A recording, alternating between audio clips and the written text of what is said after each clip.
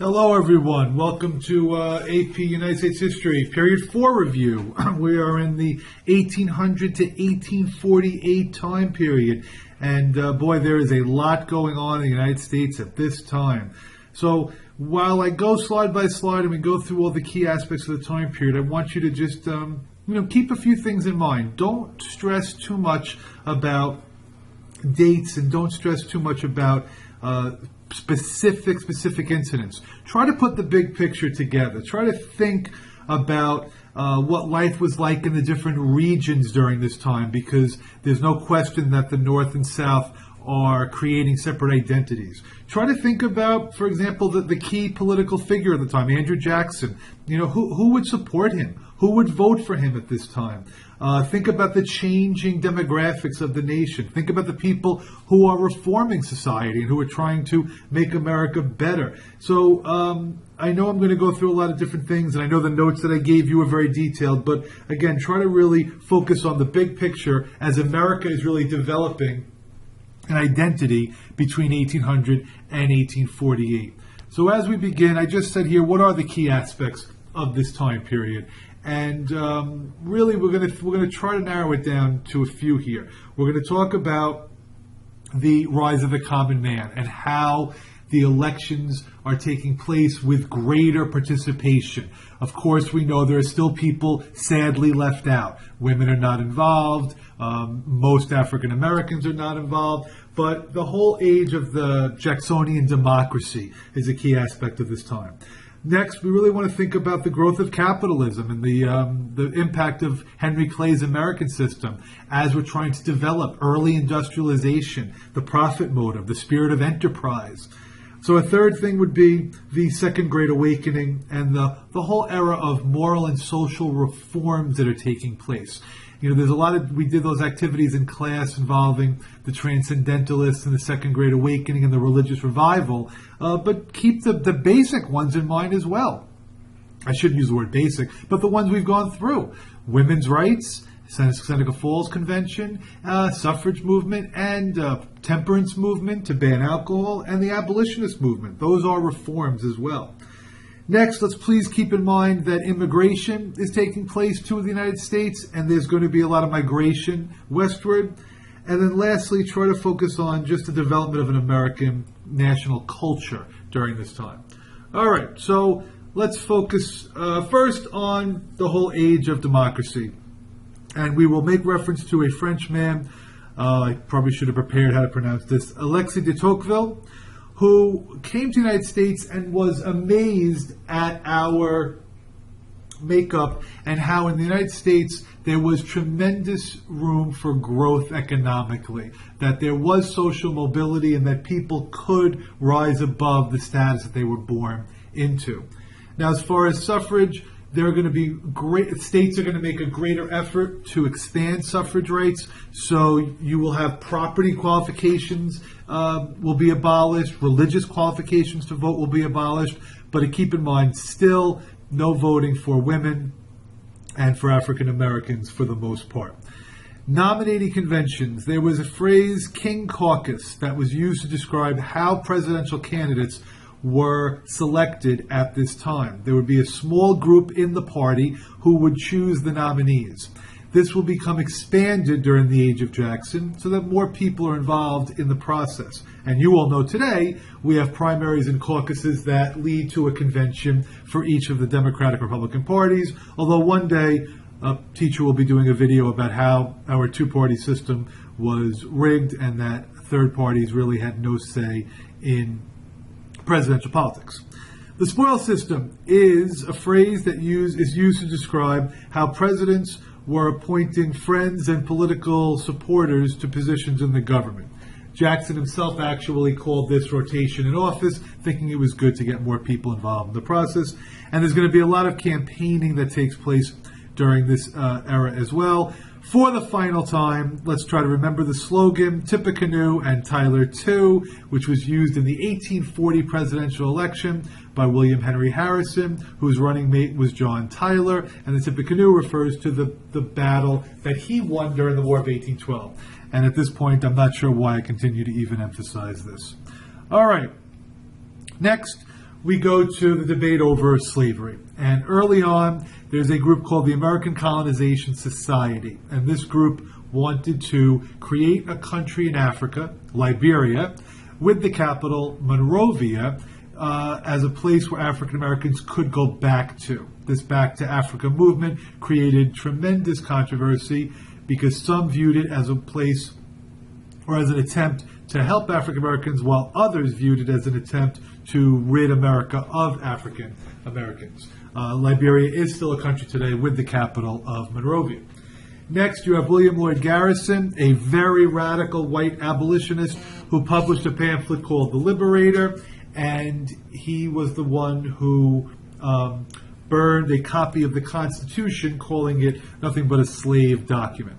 Other abolitionists you should be familiar with: Nat Turner, who started a slave revolt; Harriet Tubman, who organized the Underground Railroad; Sojourner Truth, a female radical abolitionist who showed her breasts to an angry group in public; Frederick Douglass, a former slave who escaped and became one of the most well-educated African-American abolitionists at the time; and David Walker, a black abolitionist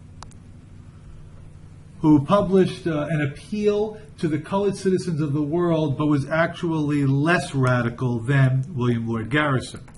And let's not forget the Missouri Compromise, which was passed in 1820, Missouri entering the Union as a slave state, but to keep the balance in Congress, they added Maine as a free state, and then they divided the rest of the territory at 36 degrees 30 minutes. Above the line would be free, and below the line would be slave. Okay, next we go to westward expansion, the concept of manifest destiny. That phrase was first used by John L. O'Sullivan in 1845. However, America was expanding much earlier than when he first used that term. And the term refers to the belief that God wanted America to expand from the Atlantic to the Pacific Oceans. We have the Louisiana Purchase in 1803, which more than doubles the size of the United States. But Jefferson, who made this purchase, had a constitutional predicament. Whether or not he had the authority to do so, he interpreted the Constitution loosely, unlike when he was Secretary of State and was against the creation of the National Bank. The Adams-Onis Treaty is in 1819. This was when we purchased Florida from Spain. The annexation of Texas does not take place until 1845. You might recall that in 1835, Texans organized a revolt, and the Texas War for Independence against Mexico was successful in 1836, but for 10 years, Texas remained the Lone Star Republic, separate from everybody else, partially because there was a gag rule in Congress that prohibited the discussion of slavery. Oregon will be acquired with a slogan 5440 or fight, which was a slogan under the Polk administration, and actually all of this is under the presidency of James K. Polk, in which the Oregon Territory was jointly declared by the U.S. and Great Britain. And Polk said, well, we would like everything below the latitude 5440 or else we're going to go to war. But he didn't really want to go to war. We settled at the 49th parallel. I should go back and just make sure you know the annexation of Texas, while Polk gets credit for it, it actually took place under the lame duck months of John Tyler. Then we have the Mexican-American War, which ends with the Treaty of Guadalupe Hidalgo, and the United States acquires the Mexican Cession, and this leads to tremendous sectional conflict over what to do with all of the newly acquired territory. That will all be settled with the Compromise of 1850. And if you'd like more information on that, please go to my other video that was made about compromises prior to the Civil War. And last, we get the Gadsden Purchase in 1853. This area was in Arizona and New Mexico and was purchased so that we could build a southern transcontinental railroad route at the time. All right. And now we go to Native American-U.S. relations during the antebellum period. In 1830, the Indian Removal Act was passed by Congress, which forced all Native Americans to go west of the Mississippi River. But one group refused, that was the Cherokee Nation. Their argument was that the Cherokees had a system of government similar to Americans. They spoke English and they had similar cultures, so therefore why should they be compelled to move west? They took their case to the Supreme Court, and the first case they were defeated, or I should say the ruling did not go in their favor. But in the Worcester versus Georgia decision, the Supreme Court did declare the Cherokee Nation to be a sovereign territory, a sovereign nation. And at that time, Andrew Jackson, president, referred to the ruling of Chief Justice John Marshall by saying, John Marshall has made his decision, now let me see him try to enforce it. And this will culminate in the disastrous Trail of Tears, in which anywhere from 4,000 to 10,000 Cherokee died as they were forcibly removed from Georgia all the way to Oklahoma. And some people had asked about the years on that. I do believe that most of the Trail of Tears took place actually when Van Buren was president. Okay, now we go to the religious and social reforms of the era. This Second Great Awakening took place, started in Rochester, New York, in what was referred to as the Burned Over District, with so many different preachers talking about religion at the time, and the attempt to make people more religious. You will see the formation of a few different religions, including, this is when the Mormons will begin. The Second Great Awakening is around the 1830s, and it's obviously second because the First Great Awakening took place in colonial New England in the 1730s, which we'll get to later. There's a group of transcendentalists. These are writers who felt very strongly about their connection with nature and the individuality of the time. They were against slavery, against war, but they have many different quotes that are inspirational in nature, unless you disregarded them and mocked me while I said it in class. Ralph Waldo Emerson, both of them from Massachusetts. There was a community called Brook Farm that many of them lived. But Ralph Waldo Emerson was one we read, and then Henry David Thoreau. He is the man who lived in the woods by himself for about 2 years in solitude. There are some attempts at communal societies. The Shakers, New Harmony, and Oneida community. The Shaker community was a community that was against all sexual intercourse. They were also known for good furniture. New Harmony was a socialist endeavor by Robert Owen, who founded this in Indiana. And the Oneida community was a community also in upstate New York that believed in communal marriage and was also known for good silverware. The temperance movement begins in the early, the antebellum period. But remember, the actual amendment to ban alcohol will not be ratified until 1919. However, in 1851, Maine became the first state to ban alcohol. The Portland mayor, Neil Dow, was largely responsible for this, but the act did not prove successful and didn't last very long. Dorothea Dix worked on mental health reform, believed that people with mental health problems should not be in the same location as criminals, and lobbied every state to build separate facilities. Horace Mann was an educational reformer. Many people view him as the father of the modern public school systems. I shouldn't say modern, the father of public school system, although I think he would be quite depressed at the state of education today, although I'm optimistic we're going to turn it around. And let's always remember that the women's rights movement begins in 1848 with the Seneca Falls Convention. This was a convention that was held largely because women were not welcomed at the 1840 London Abolitionist Convention, and making the trip overseas disappointed them greatly that they were not included, so they felt the need to have their own meeting where they did welcome men, and their Declaration of Sentiments was modeled after the Declaration of Independence. All right, where do we go next? We go to, sorry for my delay, I have a lot of slides here.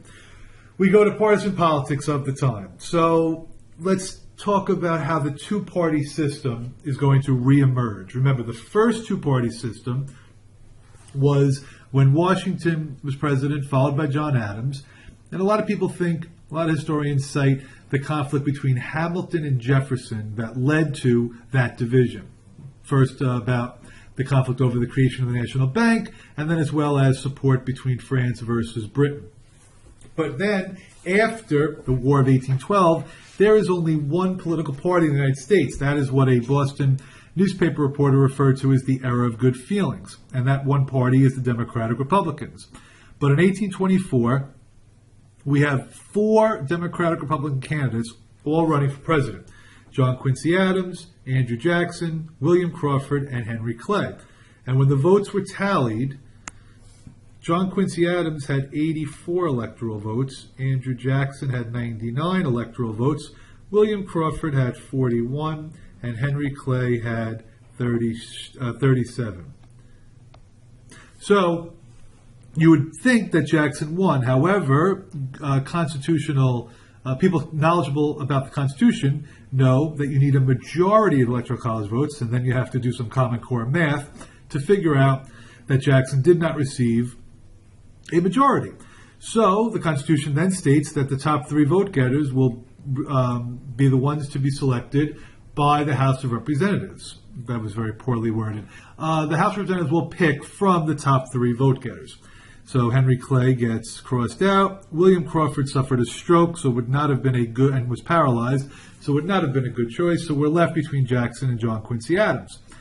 And there is an alleged corrupt bargain that argues that Speaker of the House Henry Clay made a secret deal with John Quincy Adams that if he helped him get elected president, Quincy Adams would make Clay Secretary of State. And that's the position you wanted at the time to become president in the future. That did happen, other than Clay not winning the next election.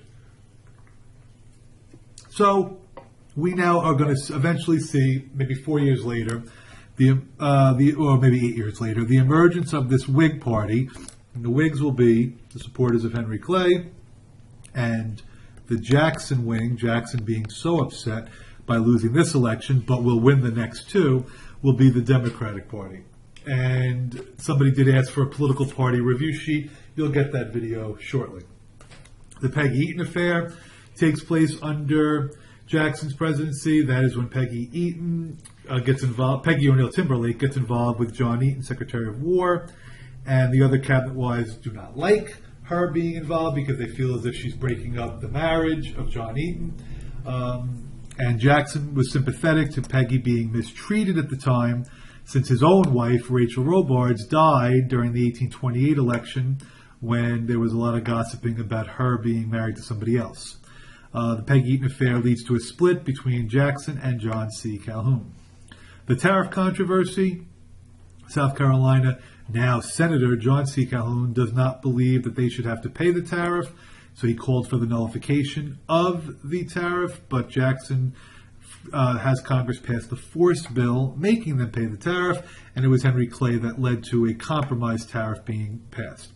And then the bank war. Jackson does not support the bank. Henry Clay, along with bank president Nicholas Biddle, try to get Jackson to sign an extension of the bank charter. When Jackson vetoes it, Clay thinks that'll help him to win the presidency, but it backfires. It does not. And then Jackson starts, he says to, I think, Van Buren, the bank is trying to kill me, but I will kill it first. And he starts removing the money out of the bank and putting it into pet banks. But he needs Secretary of the Treasury to do that. Several of them will not, and he keeps firing them until Roger Taney decides that he would be willing to do that. Roger Taney will later be Chief Justice during the Dred Scott decision. And the bank war culminates with Jackson issuing his specie circular, which was not very popular because it required people to pay for land in gold and silver, and many people think it led to the Panic of 1837. Okay, we go to immigration. Remember, 1840s is the Irish potato famine, so you'll see a large influx of Irish people coming to America. Immigration at this time is mostly from Northern and Western Europe, and there is going to be a sense of anti-immigrant sentiment throughout the country. The rise of nativism, which is anti-immigrant, leads to the formation of this party called the Know Nothing Party. They were anti-Catholic and anti-foreigner. I keep mentioning Henry Clay. Henry Clay's greatest achievement during this era is his American system, which called for a national bank, a protective tariff, and internal improvements in the country. This is during what was referred to as the market revolution or the market economy, as America was going away from making goods at home and now started to make goods in factories for a profit. So for many people, this leads to the rise of the middle class, but will later lead to the need for labor unions. As far... I have frozen. Okay, there we go. As far as... I think that was my first mess up. Well, I shouldn't say that, but that was everything went haywire there. All right, and I'm not redoing it. Sorry, guys, too much to do. So we did all the market revolution. Now we'll go to foreign affairs. I referenced the War of 1812 earlier.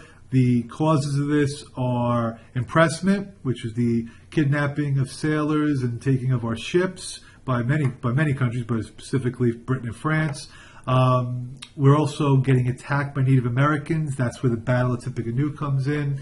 And then the third cause was a desire for expansion. There were these war hawks in Congress, Henry Clay, John C. Calhoun, that were looking to expand into Canada. The end result of the War of 1812 is that nothing changes. The Treaty of Ghent keeps everything status quo. However, for many Americans, long term, we view this as sparking manufacturing, since we had to develop our own goods. Remember, early, I'm doing this out of order, but early on, Jefferson had passed the Embargo Act to prevent ships from being attacked, and then Madison, even though he repeals the Embargo Act, he'll be president during the war. 1823 is the Monroe Doctrine. This is when the U.S. warned European nations to stay out of the Western Hemisphere. If they already had colonies here, they could keep them, but just couldn't colonize anything new. The annexation of Texas took place after a 10-year delay when Texas was the Lone Star Republic, and the Mexican-American War is fought over a boundary dispute. The U.S. believed that the border of Texas and Mexico was the Rio Grande, and the Mexicans believed it was the Nueces River. The result of that is the U.S. victory and the Mexican cession, which is all of the land we acquire in the Treaty of Guadalupe Hidalgo, and the Compromise of 1850 settles all of that. And finally, do not underestimate the technology of this time period. America is building roads and canals, steamboats. We have early railroads being developed. The cotton gin has a major impact on the South, obviously, with Eli Whitney's invention. And your Lowell system is one of the early factories where young women were employed in Massachusetts, and they lived on the grounds of the factory. As far as roads, keep in mind that Jackson doesn't want the government to have to pay for a road if it's only within one state. There was a road that he vetoed called the Maysville Road, and that's because the road was in the state of Kentucky only. And do any of you know who is from Kentucky? Yes, you are correct. Rand Paul is from Kentucky, but so is Henry Clay. And Clay's rivalry with Jackson, that's just another example of it. The canals, the one that's most known is the Erie Canal in our state of New York. And steamboats, Robert Fulton's work with the steamboats was very important at the time. So just be aware of all these changes. I know that was a lot, but it's a good overview of this time period, 1800 to 1848. I'm realizing one of the things I did not include, well, you know what? Why not just include it on this blank one right here? Is the whole role of the Supreme Court.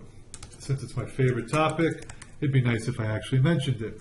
And the Supreme Court, under John Marshall, is going to make many decisions that side with the national government.